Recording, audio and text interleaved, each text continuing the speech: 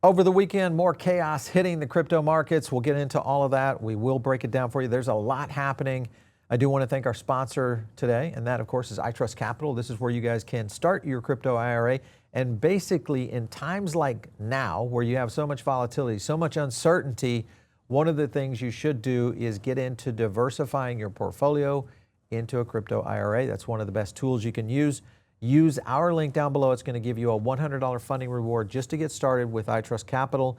Very easy to set up, including both gold, silver, as well as a whole slew of digital assets to put into your own crypto IRA. Let's get into it today. When we did our video on Friday, a lot of people were looking at both Polymarket on clarity, and I think the fact that we possibly could see some certainty in the market. That, of course, got all undone over the weekend. And then, of course, it hits very hard on Monday. Retail uncertainty, I think, might be back in. Take a look at this clip. In face value, when they first announced this, it was like, all right, retailers were like headed to an early happy hour on Friday afternoon. And then when President Trump spoke, it was like, okay, put your drink down, because they're going to work these in another way, apparently. You know, not to mention the huge headache. I'd hate to be a CFO or legal right now at a retailer to figure out how you're going to get these refunds. All right, so you can kind of see, I think this is going to be a nightmare and a mess coming for many years coming. And of course, Trump even said that they were going to start, you know, basically tying this up in lawfare around these tariff refunds that may end up occurring. But as again, when all of this happened, we thought, well, maybe we're at least on the right track. And then, of course, all this started to retrace over the weekend.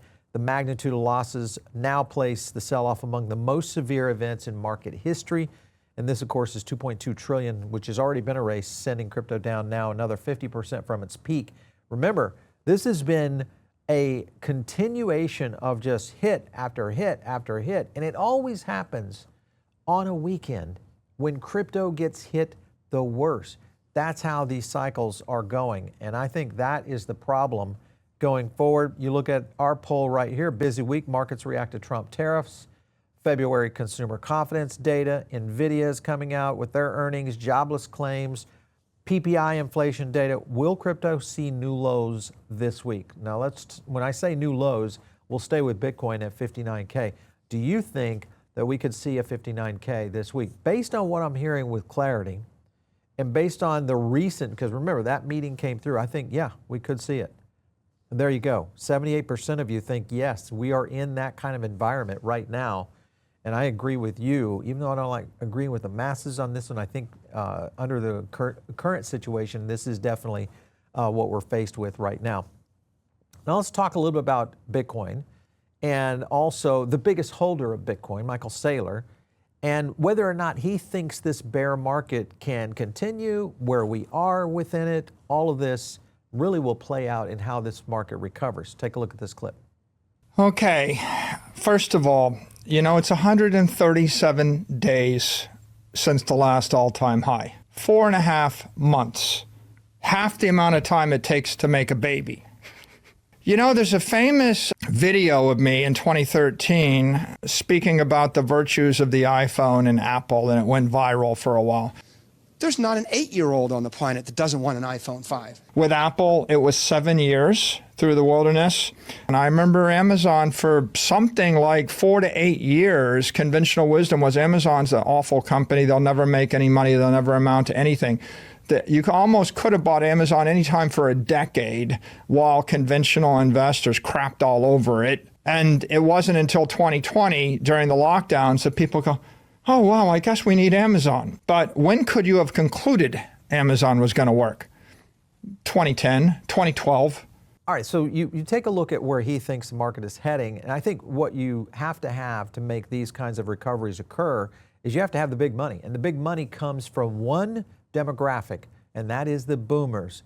Take a look at this clip and see what they're doing. Take it away. I think crypto should be avoided. So some young kid, smart guy, he comes in the room. He goes, George, I really agree with you on gold and silver. I took my Bitcoin, I sold it and bought gold and silver. But I totally disagree with you on your theory about Bitcoin. I was like, well, why did you sell your Bitcoin? it wasn't moving enough. I was like, you just proved my point. I'm short strategy. The stock. I have been short strategy. I mean, they're toast. They're totally toast. They're totally toast. And Michael Saylor should be in jail. Run, don't walk from Michael. This is like Jamestown. I mean, you can tell me how great it is, but it keeps going down. I'm like, I'm not listening to you. It's insanity. But anyway, I digress. Bitcoin is for old people. It's like the Facebook of speculative assets. Got it. All right, so from that clip right there, remember, this is the Big Short guy. These are the kind of people that do have influence on boomers. And he's talking about Facebook. If you look at back in, where are we at? November 22nd, or 22, you can kind of see the bottom right there. And again, remember, bottom on Bitcoin was around 16K at that time. So again, you're still up considerably if you were buying that bottom. But if you did the same thing with what's happening right there with Meta, you're up also considerably. So I think they completely look at the market differently. One, they look at traditional. They haven't made the leap forward just yet. There are a handful of boomers, I think, that have made that leap forward, especially around digital assets, the ones that see the market coming, because a lot of those kind of companies were created, much like now, back in the era when many of these things were just getting started. Meta was, flat for the longest time, and then, of course, we've seen the future of where this is going. So with that, you can also take a look at what the tariffs imposed. And of course, this is Trump going at it right now. I think, obviously he was pissed off about this. Any country that wants to play games with the ridiculous Supreme Court decision will be met with a much higher tariff. So buyer beware, guys. This is what he's basically saying. Buyer beware right there. And I think when you look at that, his state of mind immediately pushes to these reactionary off-the-cuff hits. And of course, X is one of the places that he does that. This, of course, is a good example of that. Another one right there, we're winning too much, it's just not fair. This, of course, is where he gets a little bit too far out there.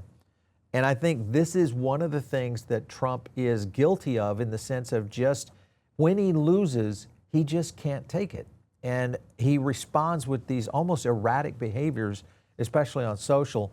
I think this could end up bad. I don't know how far this is going to go in terms of how it's going to affect the market, because at some point, they're going to have to say ouch at some point. And I think that's what we're dealing with right now. Now, Gavin Newsom came in and had some more things to say. Take a look. Well, what does anyone do? Are you going to move your factory from overseas and onshore it with 150-day certainty on a 15% tax or tariff? I mean, the whole thing is a farce. I talk about petulance. It was 10% 2 days ago, maybe 20% tomorrow. I mean, this is madness. He's flailing. He's a punch-drunk boxer. He's just, he's just trying to hit anything, a shadow. And he's a shadow of himself. He's lost a step or two. I saw Bessent out there almost gleeful. He was gleeful that, no, we won't be doing it. This is Dumb and Dumber, Trump and Bessent. They've wrecked this economy. 1.4% GDP growth in the last quarter. Inflation back up to 3%. The worst jobs market we've seen since 2013. 2.2% GDP for the entire year. He inherited 2.8. It's a wrecking ball presidency. He's wrecking this economy. His entire economic paradigm is mass deportations, tax cuts for billionaires, and tariffs. All right, one thing that I don't often agree with Newsom, but I agree with him in the sense of GDP. The GDP correlation that he's referencing there is a massive reduction in GDP. That is one of the major economic factors that go forward here. And I think a lot of this has been built into this erratic behavior that we're seeing out of the White House, also the issue with tariffs in general. And I think this is going to continue to be a problem. The question is how much of an impact is it going to cause? Take a look at this clip. The Supreme Court ruling was welcome news, but the economic pain is far from over. The Trump tariffs amounted to an average tax increase per U.S. household of $1,000 in 2025. Now, with the IEEPA tariffs being ruled illegal, the president's remaining new tariffs will result in a household burden of $700 in 2026. We doubt that businesses which recently raised their prices due to tariffs will lower them back. They would likely wait for more clarity on the future tariff rates. And it's the lack of clarity that may take the biggest economic toll. Businesses now brace for a renewed period of uncertainty over what tariffs will be in place. I wish, Andrew, that the administration would figure out or would incorporate in its policies the uncertainty that's created for business here. That you want to be able to order stuff from overseas, tell me what the price is, tell me what the tariff is, and I can go about my business. Now I think there's another round of potentially debilitating uncertainty here? I would agree with that. The debilitating uncertainty is the issue, and I think you are 100% right, and that is businesses are continuing to get an imposition here on almost stagnation. They can't move. They can't make decisions long term. They definitely can't make them short term. And this, of course, causes a rolling effect into the economy, a rolling effect into jobs. This is not a good position to be in. And of course, markets are going to respond to all of this. And you add that to now sentiment starting to get a little bit shaky on friendly ground for the president right here. This, of course, is Fox hitting up a WAPO poll right there, which is 34% who approve, 64% of non-approval on Trump's tariffs. And this, of course, coming from the WAPO, with the fact that we are seeing this on Fox, which is most of the time very friendly to the president, is pretty telling overall. I want to go to another clip real quick because this gets into another issue, which is the whole refund situation that we're now dealing with. Take a look. Yeah, the government might have to refund $175 in tariffs that's already been collected. Trump says that's going to take years and years of litigation. Is he right? It could be the mother of all refunds. Yeah. I mean, I already wait months for the IRS just to get my income tax refund. How is the Commerce Department going to set up a whole refund system they never had to before on this scale? Because we never had worldwide tariffs like this before. So I think there's going to be years it takes some people to get tariffs. Maybe importers who pay duties and they have proof, they'll get more immediate refunds. But I agree. I think it could take years for the system to get up and running and for people to get their checks back. You and me, Stuart, consumers like us, I don't think we'll ever get any kind of refunds. So with all this, now Trump, of course, moves into his next strategy. One, of course, that he's talked about before is issuing dividend checks to the American people. Listen to what he had to say. I don't think we would have to go the Congress route, but, we'll find out. The reason we're even talking about it is that we have so much money coming in from tariffs that we'll be able to issue at least a $2,000 dividend and also pay down debt for the country.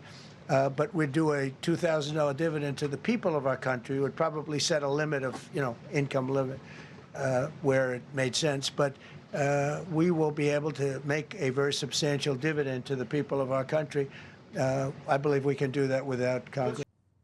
I don't know how he's going to do this without Congress, number one. And number two, let's just go down the list. Last year, just in the past year, these are the kind of things, and we've reported on some of these things. $5,000 stimulus check via Doge, that was a joke. $2,000 stimulus for tariff dividends. This was something that they had orchestrated around some sort of idea of lower taxes, all that, but no stimulus. And then a $1,000 check via savings from the expiring ACA subsidies. So again, these are these manipulated numbers that seem to be coming out of the White House. Again, this next one that they're talking about right now, I just don't think, you can fool me only so many times, and I think this is where the president is. Sentiment has continued to fall, and the problem is all of this is leading right into the midterms. This is going to be a problem, I think, for the Republicans going into midterms overall. You look at this right here, this may be a problem as well, because you've got Cantor Fitzgerald. This is Howard Lutnik's company. These guys have been buying importers' tariff refund rights. Now, how would you even know that a refund is even in the card? I mean, sure, you could bet on that the Supreme Court might rule against it. I suppose that somewhat, but this means that tariffs are ruled illegal now. Cantor Fitzgerald gets 100% of the refund along with interest from the government. So I guess they'll be the first ones being paid. We'll see. Maybe a golden parachute for Howard Lutnik around all of this. As you can see right now, the Dems are surging towards full control. This is on Kalshi, showing the Democrats' chance of winning both the House and the Senate are hitting 39% and climbing. This is moving fast, and it's getting very sketchy because who knows what could actually happen for financial markets if, in fact, the Democrats take control of the House and the Senate. Be on the lookout, guys. This could be a very rocky summer going into it. You look at what bull theory was taking. Gold breaks 5,200. Silver, of course, surging past 88. Gold up 1.5 or 1.1. 510 billion in the market cap, and now silver up 2.8 just in the last hour. Again, this is, I think, a lot of people pushing into metals because of these uncertain times right now that, of course, the Trump administration is dealing out heavily. Gold has now overtaken the U.S. dollar as the largest global reserve asset. These are unprecedented times right now that we're dealing with. And I think the question is how long? How long before we get clarity, or do we get it? Because remember, this weekend was supposed to be the meeting that cleared up all the issues, that came together, the kumbaya moment for both the banks and crypto. Well, there it is right here. Something happened right here. Something happened because it was at 63% on the 23rd, and then immediately this morning, boom, we fall to the floor. And at some point, my guess is that something happened major with the banks. Either they got a leg up, they made an offer to the administration in the sense of this is what we'll do to make this go away, or we're in a position right now where crypto and some of the crypto participants absolutely caved on this. I don't know, but the point is we are still on the fence and back down to right at 50% in terms of a chance to get clarity through this year. Remember, this is all pending to try to get done prior to President Trump's deadline, which was March 1st. And of course, that does not look like it's in the cards right now. Now, Bessent comes in and he is throwing a full shade into Coinbase. Take a look. What people should worry about now is we are trying to get the Clarity Act passed, which is market structure, which will bring all the weight and force of U.S. regulation, best practices to the crypto industry. There are a few players in the industry who are pushing back on that, and that your viewers should worry that the market structure bill doesn't get passed. All right, so there you have it. Bessent really going hard at the crypto industry, certain parties, his statement. But I don't understand why he's not going after the banks. This should be a two-way street for sure, but instead it appears that something is happening right now where the banks are again taking the upper hand. They've had it before. Are they getting it again coming out of the White House, which I thought was on the defense of crypto, and it appears that it is not right now. So Bessent, very, very shaky right now in terms of supporting crypto. And of course, that, talk about shaky, well, now here we are now with another issue. And this, of course, is a coordinated attack that was launched against USD1. This is World Liberty Finance. Remember, this is the Trump boys, both Eric and Don, running this. And what they're claiming is that it didn't work. At least the attack didn't work. But did it? I mean, it was able to depeg the USD1. And I think that in itself was enough to cause more havoc right before clarity. All right, so I want to get to this next clip right here. This is Patrick Witt actually going in and talking about whether he can pull this off or not. Take a look. Do you think you have enough Democrats to get this bill passed despite the ethics concerns around, the Trump family? So throughout this process, we have had very open dialogue with the various members on the Democrat side that have expressed this as being an issue they want to address. Unfortunately, so far, what we've gotten back from some of the designees on the Democrat side to lead this negotiation have crossed red lines that not only would not be acceptable to the president and his family by targeting them, but would also target the spouses of members of Congress, for example, and prevent them from not only holding, transacting, using any kind of digital asset, including payment stablecoins. So, all right. So what he should have said was, hell no. Hell no, we don't have support. That's the point that it really boils down to. The fact that they dance around this and not getting right to it is just, is frustrating to me. I want to go over to one thing right quick. It's not just happening in crypto. We're also seeing this in traditional markets. This is just an example right here. This is Netflix, of course. We know how this is played out right now. You look at this right here, more pressure. This was a tweet saying President Trump is now calling on Netflix to immediately fire Susan Rice. This was in reference to statements she made. This is the kind of attack that's going on that we're seeing coming out of a White House into a publicly traded company that has investors that are everyday Americans that are out there getting this kind of pressure now from the biggest office in the land. This is the kind of craziness that we are seeing right now. Let's go from there to taxes. This is another issue that's starting to come in. You guys have already started to get these forms from Coinbase and Robinhood. Basically, they're snitching on you guys and me and everybody that's out there in crypto right now. And the reason is that the kind of reporting that they're doing to the IRS, well, now it's going to cause even more chaos in how this is going to happen when the markets are down right now. Take a look at this clip. Most exchanges will report 0 or nothing in the cost basis field for the 1099 DA because they're not covered asset. Let's say you transfer in $10,000 worth of Bitcoin from your cold storage to Coinbase and you sell it. Again, Coinbase is going to report $10,000 of proceeds and $0, or won't even fill it out, the cost basis field. So it just says sold $10,000. You could be on the hook for the full proceeds, $10,000, instead of just the associated gain or loss. Let's say your exchange reports $50,000 of proceeds from, let's just use a Bitcoin sale again, but on your 8949, you report it as $49,200. This is super common. It's going to happen all the time because accountants and crypto tax software companies, everyone uses slightly different data. And so the proceeds, what the exchange reports, versus what your crypto tax software platform or your accountant or what you manually report can slightly differ between these 1099 DAs versus your records. But 1099 DA will not show income from staking rewards, mining income, any DeFi activity, lending or wrapping tokens, which can trigger taxable events, records of all transactions, and you need to report all of this on your tax return. So this will cause chaos because a lot of market participants will have no idea how this works. Yeah, so we've had David on before, and the interesting point we got at was that, first of all, the amount of forms that this is going to generate to the IRS, the complexity that's going to generate to your own tax attorneys and accountants dealing with this. So this is a big deal that's only going to cause more confusion.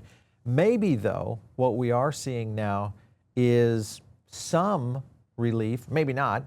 But right here, you have a new crypto tax roundtable now coming together. So does that mean that they think that we're going to see clarity through? Because that's been one of the things that has been stated before, is that taxes would be next after clarity, or not. We'll see how all this plays out. This is going to be a big deal, guys, going forward.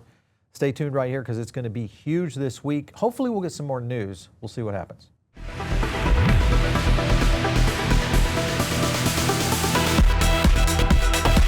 If you like this video, hit like and subscribe, drop a comment down below, and also join our free private member group. The link is in the description.